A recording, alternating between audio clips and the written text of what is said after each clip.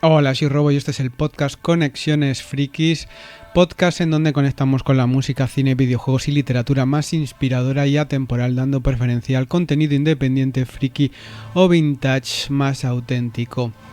En este número 47, Conexiones 47, vamos a hablar del artista musical Nils Frahm, de la serie Asesinato en el fin del mundo, del libro de ciencia ficción Hyperion, de los videojuegos Sea of Stars, Out of Line y Planet of Lana.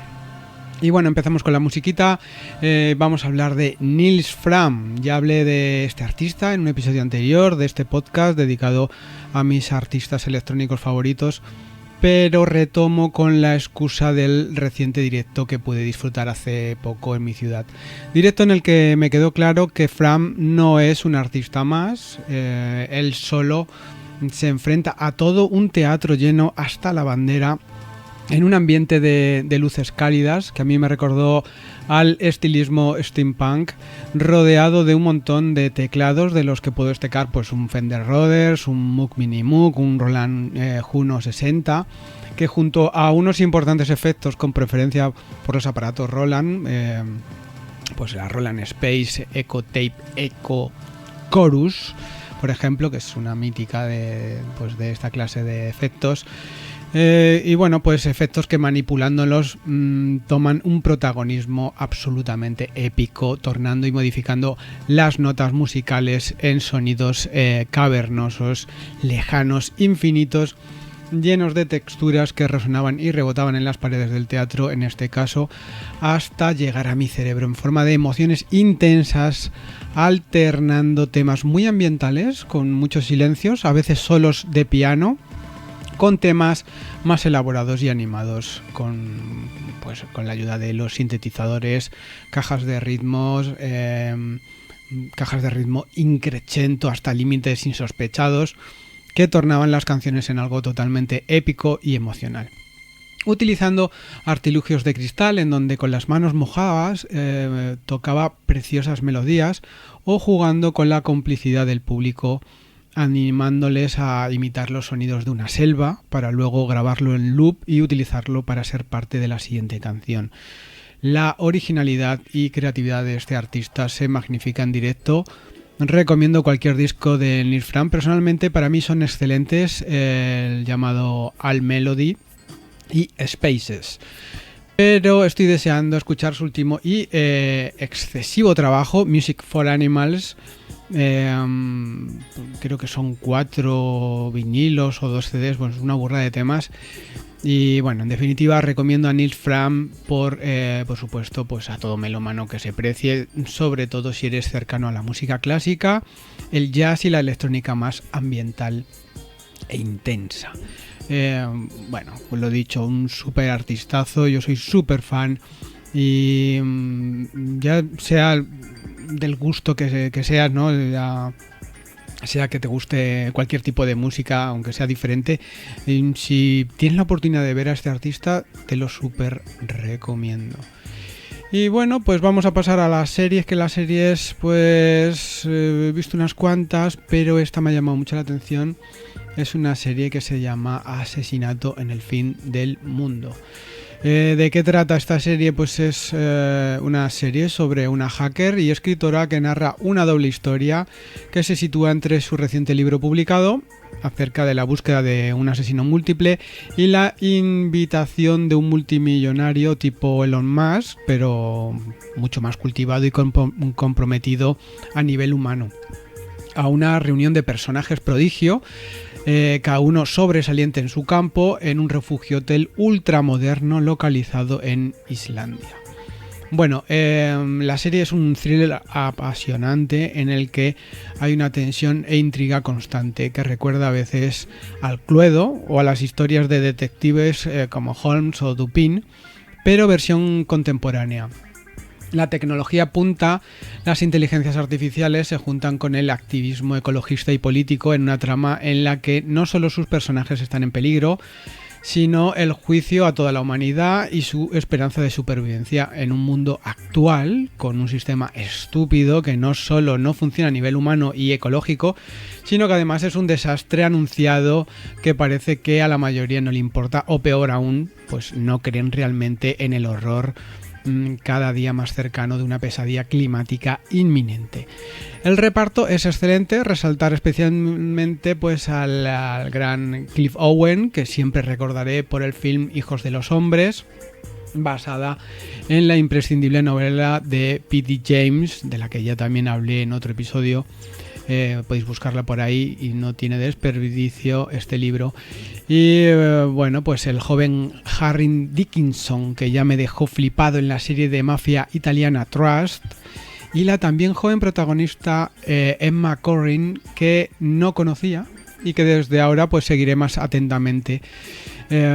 También luce Brit Marling, que además es la directora y productora de la estupenda esta estupenda miniserie corta e intensa. También hizo otra, sí, también una ida de olla que se llamaba The Oa, que iba sobre la muerte y sobre reencarnaciones y otras dimensiones, que bueno, es un poquito más... pues lo que he dicho, es una ida de olla, pero bueno, si a los que os gusta la ciencia ficción así extraña y tal, pues hay 2 temporadas por ahí y bueno, también está entretenida, aunque tiene para mí mucho menos calidad y mucho menos poder de entretenimiento que esta última. Asesinato en el Fin del Mundo, pues grata sorpresa y recomendada a los fans de las historias detectivescas, la cibertecnología y los defensores del planeta. Bueno, también me ha dado tiempo a leer un poquito bastante. Me he comido un libro bastante, bueno, es bastante tocho, que se llama Hyperion. Hyperion es una novela de ciencia ficción escrita por el escritor Dan Simmons y premiada con un Hugo. Premio Hugo, ya sabéis que es el premio para mí más importante en la literatura de ciencia ficción. Este premio lo recibió por este libro en 1989. Gran época para la música, la literatura y todo tipo de arte.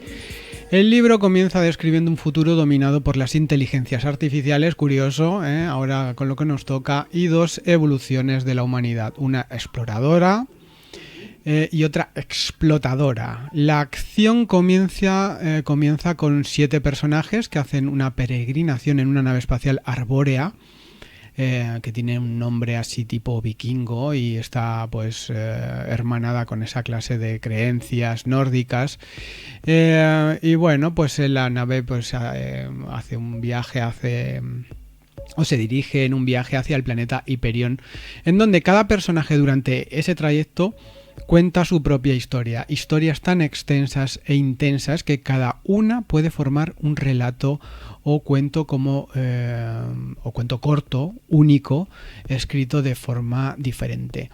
Los temas sobre cada historia son sorprendentes y bastante diferentes. La búsqueda de la fe de un cura, la epicidad de las batallas de un capitán militar, la vida de un artista literario, un poeta, o la investigación incansable de una detective privada son, entre otros, que ni siquiera quiero nombrar por no querer romper el suspense, los especiales relatos llenos de giros inesperados y exquisitos en detalles que harán las delicias de los fans del género con mucho contraste, pero al fin y al cabo hermanados, como son pues la ópera espacial, el cyberpunk, la fantasía o la ciencia ficción dura. Aquí vamos a encontrar tecnología espacial, desarrollo de teorías físicas futuristas, portales tecnológicos que facilitan el transporte a otras ubicaciones, la existencia de otros planos o dimensiones en donde la consciencia puede sobrevivir en forma de datos o incluso alfombras voladoras de tecnología punta. Todo esto contado con una seriedad y realismo que casi convence.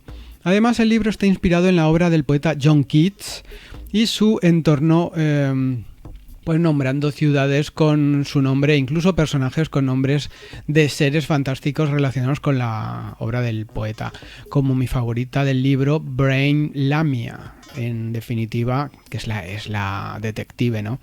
En definitiva, pues bueno, un libro que me ha dejado gratamente sorprendido y del que seguramente acabaré leyendo al menos la secuela que forma parte de la saga que se creó a partir de este primer libro.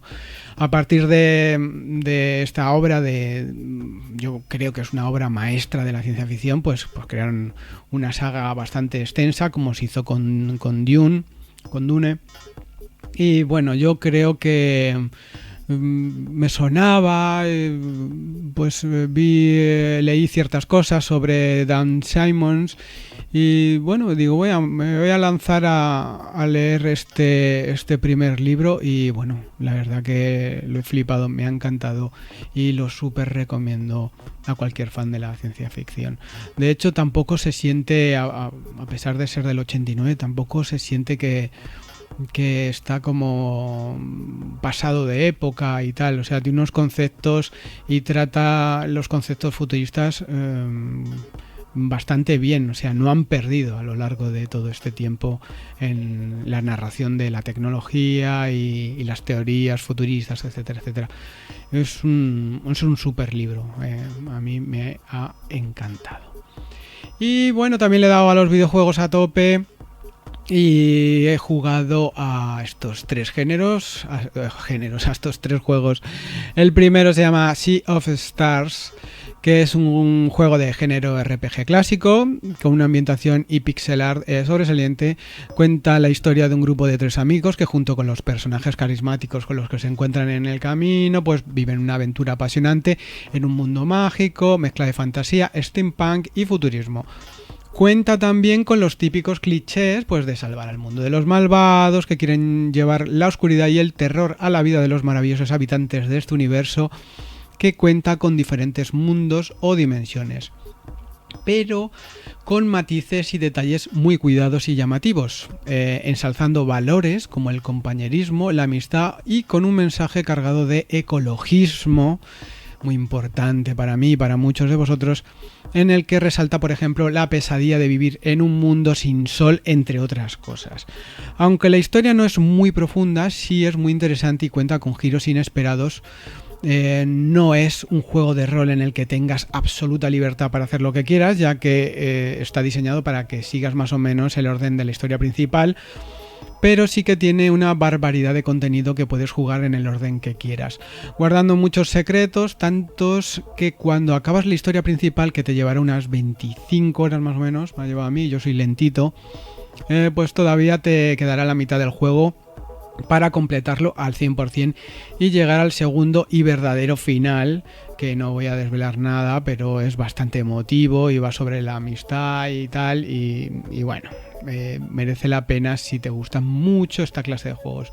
Yo me los intento ventilar, pues la historia principal, porque a mí lo que me gusta es vivir muchas aventuras, leer muchos libros, jugar a muchos juegos, entonces intento no entretenerme demasiado en cada juego. No es del estilo de juegos en las que las decisiones importan, que a mí es lo que más me gusta, pero el combate, bueno, el combate también es un poco repetitivo y encima es por turnos, o sea que tienes que pensar un poco, es un modo de juego relajado y que también viene bien para las personas que no sois muy hábiles, o que yo no soy muy hábil tampoco en los juegos de acción. Entonces a mí los juegos de turnos pues sí que me gustan, me gusta pensar, el rollo puzzle, etcétera. Y bueno, pues un combate por turnos en el que tienes que jugar con las debilidades de cada adversario y las magias y habilidades de tus personajes. Pero sin duda es lo original y variado de la historia lo que hace que este juego te enganche de una manera especial. Por supuesto, banda sonora muy interesante de tipo chiptune, ya sabéis, pues tipo con los sonidos de las antiguas consolas y los antiguos ordenadores. Quizás, bueno, pero con unos arreglos increíbles, quizás que la música de combate sea siempre la misma, a mí me ha restado un poco. Pero bueno, repleta de temazos muy currados y que acompañan la historia en momentos claves. Sea of Stars se lo recomiendo a los fans de los videojuegos de rol clásicos y a los que os gusten las historias entretenidas de magia y aventura para todas las edades. Luego he jugado a dos juegos un poquito menores, vamos a decir menores, pues menos ambiciosos.